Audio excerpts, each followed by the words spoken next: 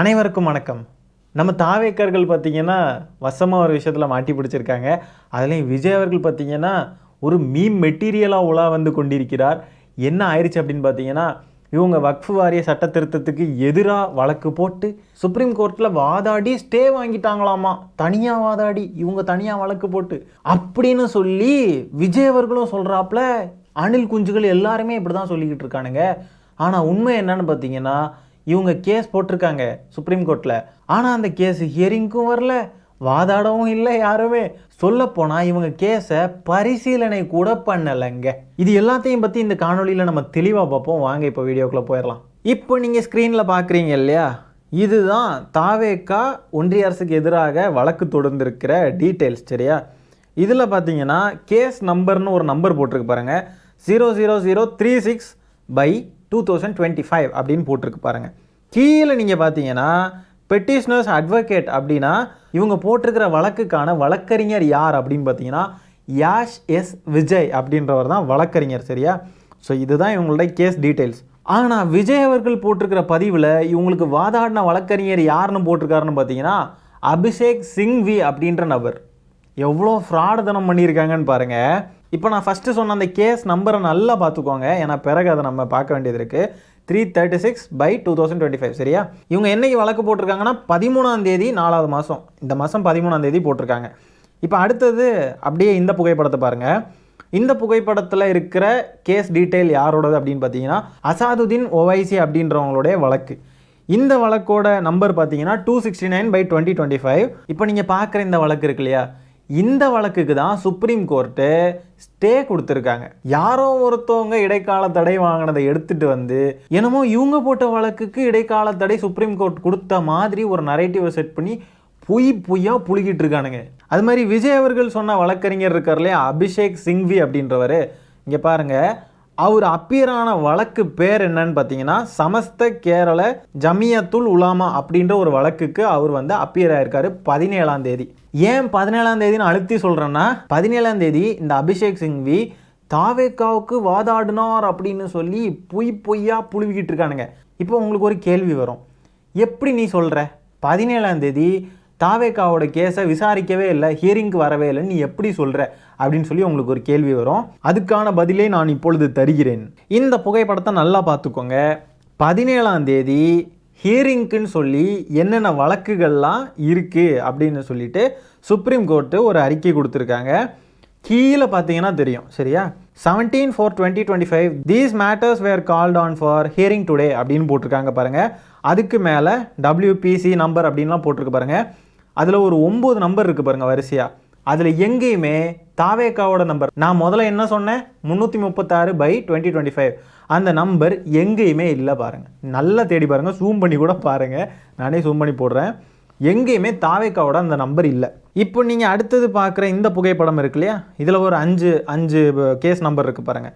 இந்த 5 கேஸ் நம்பரும் தான் முதன்மை மனுக்களாக நிர்ணயம் செய்திருக்காங்க சுப்ரீம் கோர்ட். சரியா, இங்கேயுமே அவங்க நம்பர் இல்லை. 336/2025 முதல்ல அங்கே இருந்தால் தான், அதாவது விசாரணைக்குன்னு சொல்லி செலக்ட் ஆகிருந்தால் தானே இங்கேயுமே வரும்.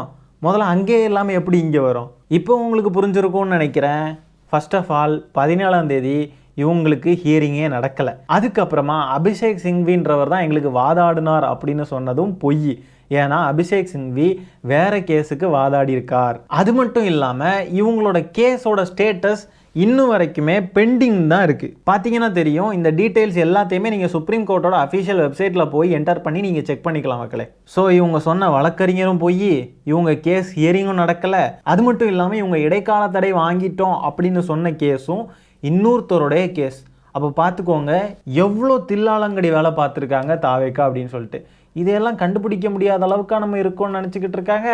சினிமாவில் இந்த box office 100 crores 300 crores 1000 crores இஷ்டத்துக்கு அடித்து விடுவானுங்கள்ல, அதே மாதிரியே அரசியலையும் வந்து பண்ணிடலாம், நம்ம என்ன பண்ணாலும் எவனும் கண்டுபிடிக்க மாட்டான் அப்படின்னு நினச்சிட்டு இருக்காங்க போல இருக்கு. எப்படி கொஞ்சம் கூட மானோ ரோசம் சூடு சொரணை இல்லாமல் இவ்வளோ ஈஸியாக பண்ணுறாங்க, இவ்வளோ ஈஸியாக வெளிப்படையாக இந்த மாதிரிலாம் போய் சொல்கிறாங்கன்றது சத்தியமாக புரியலை. இது பத்தாதுன்னு டிவி டிபேட் ஷோலாம் இருக்குல்ல, அங்கே போயும் இதே பேசி மொக்க வாங்கிட்டு இருக்கானுங்க இவனுங்க. இப்போ ட்விட்டர் இதில் எல்லாம் பதிவு பண்ணுறானுங்க தெரியுமா, இதெல்லாம் இவனுங்க இஷ்டத்துக்கு போட்டுடலாம் எதை வேணாலும். அவனுங்க அணில் குஞ்சுகள் உட்காந்துருந்து கீச்சுன்னு அதை நம்பிக்கிட்டு இருப்பானுங்க. ஆனால் டிவி ஷோலையும் போய் உட்காந்துருந்து டிபேட் ஷோவில் உட்காந்துருந்து இதே மாதிரியே பேசுகிறானுங்க. நாங்கள் வின் ஆகிட்டோம், நாங்கள் கேஸ் போட்டு நாங்கள் ஜெயிச்சு நாங்கள் வந்து இடைக்கால தடை வாங்கியிருக்கோம் தெரியுமா அப்படி இப்படின்னு பேசுகிறப்போ நெறியாளரே பிடிச்சி சப்புன்னு சாத்துறாப்புல. அணில் குட்டிகள்லாம் தாங்க முடியாமல் பதறி ஓடிக்கிட்டு இருக்கானுங்க. உங்கள் கேஸுக்கு ஹியரிங்கே இன்னும் கூப்பிடலடா, என்னடா நீங்கள்லாம். ஐயோ, இவங்களோட வக்கீலோட பேர் எஸ் விஜய், வெளிப்படையாகவே இருக்குது. ஆனால் விஜய் அவர்களே அதை மாற்றி அபிஷேக் சிங்வி தான் எங்களுக்கு வாதாடினார்னு பொய் சொல்கிறாங்க. இவங்களோட பெட்டிஷனே 7 நாள் கழிச்சு தான் போக சான்ஸ் இருக்குது, அதுவும் கன்ஃபார்ம்டு கிடையாது. இது விஜய் அவர்கள் போட்ட ட்வீட்டு. அந்த ட்வீட்டில் பாருங்கள், வக்ஃப் அமெண்ட்மெண்ட் ஆக்ட் 2005க்கு எதிராக இவங்க வந்து கேஸ் போட்டாங்களாம். 2025க்கு எதிராக தானையா கேஸ் போட்டிங்க, இப்போ தானையா சட்ட திருத்தம் கொண்டு வந்தாங்க. ஐயோ கருமம். இதுக்கும் என்ன தெரியுமா, கூகுளில் போய் வக்ஃப் அமெண்ட்மெண்ட் ஆக்ட் எப்போன்னு சொல்லி சர்ச் பண்ணால் அதில் 2005 வருதான். இங்கே பாருங்கடா ஊப்பிக்கலா 2005ன்னு கூகுளில் வருதுன்னு சொல்லி புலம்பிக்கிட்டு இருக்கானுங்க. அடே கிறுக்கு தாவேக்கர்களா, நீங்கள் போய் கேஸ் போட்டிருக்கிறது சட்ட திருத்தம் இப்போ நடந்துச்சுல்ல, வக்ஃபு சட்ட திருத்தம்னு சொல்லிட்டு அதுக்கு எதிராக தானே நீங்கள் கேஸ் போட்டிருக்கீங்க. அப்படின்னா 2025 தான் நீங்கள் வந்து மென்ஷன் பண்ணியிருக்கணும். எவனோ ஒருத்தன் எழுதுனதை கொண்டு வந்து விஜய் அவர்கள் ட்வீட் போட்டிருக்காரு 2005ன்னு. எதுக்கு ட்வீட் போடுறோம் என்ன போடுறோம்னு அவருக்கும் தெரியாது. நம்ம அதை எதிர்த்து நம்ம சொல்லிட்டோம், டே இது 2005 இல்லடா 2025 அப்படின்னா எதுக்கு 2025 சொல்கிறோன்றதும் அவனுங்களுக்கு தெரியல. இங்கே இருக்கிறவங்க எல்லாம் கேன பையன் நினச்சிட்டு பேசிகிட்டு இருக்கானுங்க. சொன்னால் புரிஞ்சுக்கோங்கடா அணில்களா, இந்த பாக்ஸ் ஆஃபீஸ் கலெக்ஷனில் வடை சுட்ட மாதிரிலாம் இங்கே சுட முடியாது, அப்படியே பொட்டி கட்டி வீட்டுக்கு அனுப்பி விட்டுருவோம், புரியுதா? அப்படி இவங்க சொல்கிற வாதத்தின்படி அபிஷேக் சிங்வின்ற வழக்கறிஞர் தான் வாதாடி இருந்தார் அப்படின்னு சொன்னால், ஆதவ் அர்ஜுனா உச்சநீதிமன்றத்தில் தான் இருந்தார் இல்லையா, பேட்டி கொடுத்தார். வேற பேட்டி கொடுக்குறப்போ பக்கத்தில் வேற வழக்கறிஞர்கள் இருந்தாங்க. அந்த அபிஷேக் சிங்வி எங்கே போனார்? இந்த கேஸில் வாதாடி அதுக்கு இடைக்கால தடை வாங்கின அந்த சிறப்புமிக்க வழக்கறிஞரை பக்கத்தில் நிற்க வைக்காமல் ஏன் ஆதவ் அர்ஜுனா பேட்டி கொடுத்தாரு? அப்போ அந்த வழக்கறிஞரை நீங்களே அவமதிக்கிறீங்களா? இவங்க இந்த மாதிரிலாம் பேசிக்கிட்டு இருக்கிறது முதல்ல எதன் அடிப்படையில் அப்படின்னு சொன்னாக்க, இப்போ இந்த இடைக்கால தடை வந்திருக்கு இல்லையா, இது எதுக்காக வந்துச்சு அப்படின்னா, ஏகப்பட்ட வழக்குகள் 70க்கும் மேற்பட்ட வழக்குகள் பதியப்பட்டிருக்கு அப்படின்னு சொல்லிட்டு சொல்கிறாங்க. திமுக உட்பட நிறைய கட்சிகள் வழக்கு போட்டிருக்காங்க சரிங்களா. இது எல்லாத்தையும் இருந்து தனித்தனியாக விசாரிச்சுட்டு இருக்க முடியாது அப்படின்றதுனால ஒட்டுமொத்தமாக எல்லா வழக்கையும் சேர்த்து விசாரிக்கலாம் அப்படின்னு சொல்லிட்டு தான் உச்சநீதிமன்றம் டிசைட் பண்ணிட்டாங்க. ஸோ அதன் அடிப்படையில் தான் இந்த இடைக்கால தடை அப்படின்றது பிறப்பிக்கப்பட்டிருக்கு. அதை தான் இவனுங்க தூக்கிட்டு ஏதோ இவங்க வழக்கு போட்டதுனால தான் அப்படியே உச்சநீதிமன்றம் அப்படியே படப்படன்னு தீர்ப்பு கொடுத்து அப்படியே வந்து இடைக்கால தடையெல்லாம் கொடுத்துட்டாங்க அப்படின்ற மாதிரி இவனுங்க கொண்டாடிக்கிட்டு இருக்கானுங்க. வெளியில் மக்கள்கிட்டையும் பொய்யா பரப்பிக்கிட்டு இருக்கானுங்க. 10-11 வந்து குரூப்பில் சேர்ந்துக்கிட்டு தாவேக்காவின் சட்ட போராட்டத்திற்கு கிடைத்த வெற்றியாம். ஐயோ என்ன பாடுபடுத்துறானுங்க தெரியுமா இவனுங்க. நீங்கள் வழக்கு போடலனாலும் இதே இடைக்கால தடை வந்திருக்கும் தான். நீங்கள் வழக்கு போட்டதுனால எல்லாம் ஒன்றும் ஸ்பெஷல் கிடையாது, புரிஞ்சுக்கோங்களா தற்குறிகளா. இதில் ஹைலைட் என்னன்னா, எல்லாருமே ஆதாரத்தை போட்டு இவ்வளோ அசிங்கப்படுத்தி அவனுங்களை லைவ் டிபேட்லேயும் போய் உட்காந்துருந்து கேவலப்பட்டுட்டு வரானுங்க. அதை நினச்சாதான் ஐயோ அணிலாண்டிகளா, எந்த உலகத்துலடா வாழ்கிறீங்க நீங்கள்லாம். இவங்க பெட்டிஷன் இன்னும் பெண்டிங்கில் தான் இருக்குது. இவங்க சொன்ன வழக்கறிஞர் இவங்க வழக்கறிஞர் கிடையாது. அது மட்டும் இல்லாமல் முக்கியமாக இவங்க வழக்கு இன்னும் விசாரிக்கவே படலை, எதுவுமே இல்லை, வெக்கமே இல்லாமல் போய் சொல்கிறானுங்க. அடே இந்த வக்ஃபு சட்ட திருத்தத்தை பற்றி என்ன நினைக்கிறீங்கன்னு சொல்லி கொஸ்டின் கேட்டால் அது அவங்களுக்கே தெரியும், அது தப்புங்க, அது சொத்து அபகரிக்கிறதெல்லாம் தப்பு இல்லையா அப்படின்னு சொல்லிட்டு கிறுக்குத்தனமாக பதில் சொல்கிற ஒரு கட்சி. ஆனால் இவங்க சட்ட போராட்டம் மேற்கொண்டு அப்படியே ஜெயிச்சு அப்படியே தள்ளிட்டாங்களாம். இதில் இமாலய வெற்றின்லாம் பதிவுகள் போடுறானுங்க. என்ன இமாலய வெற்றியோ தெரியல. இந்த க்ளவுன் கிட் உங்களுக்குன்னே ரெடி பண்ணியிருக்காங்க, இதை யூஸ் பண்ணிக்கோங்க சரியா தாவேக்கர்களே. மேலே ஒரு ஜோக்கர் இது டோப்பா, கீழே 2 அணில் பொம்மைகள், அதுக்கப்புறம் உள்ளது தான் ஹைலைட்டு. டிவிக்கே கதறு கதறு கதறு கதறு, எதுக்கு எடுத்தாலும் கதறு கதறுன்னு சொல்லிடுவானுங்க. கதறு கதறு அலறு அலறுன்னு சொல்லிட்டு எதுக்கு எடுத்தாலும் வந்துடுறானுங்க. டே கிறுக்குத்தனமாக பேசாதீங்கடா அப்படின்னு சொல்லி நம்ம ஆதாரத்தையெல்லாம் கொண்டு போய் நீட்டினாலும் கதறு கதறு கதறு கதறு நல்ல கதறு.